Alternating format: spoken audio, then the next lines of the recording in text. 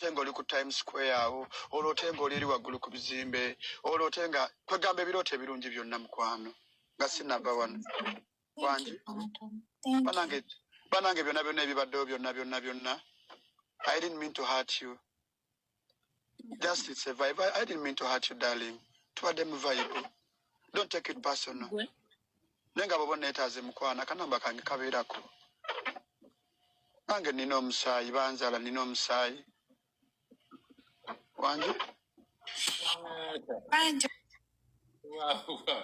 Endoze kyasigenda kukola. Mukwano nekira kyembadde ngamba. Abantu awetaaga kumala mwezi mulamba nga tokoze ku kino ekigudde wano leero. Mukwano nze mbadde ngamba. Bali tubaveeka. Bofunangayo akasente akayiseemu nga tokaagala nange ndowoozaako nga bwetereze ebintu ekyange kifuuse kikyo. Bannange amiina munnange. Mukwano nkwegayiridde. Ebibyo byange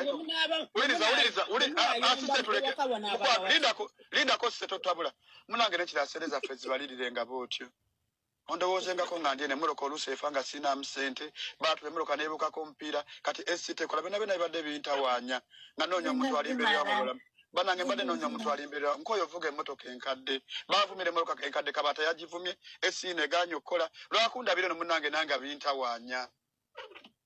Nanti nange nkolerayo ekintu kimu toddamu yomba n'abantu. Bannange mukwano nkulayira ndayira pa nze njagala kumanya sise lindako malirize sise maama nkulayira obutaddamu kuyombana nawe toddanga mukunvuma binnuma buno nsula mu mmotoka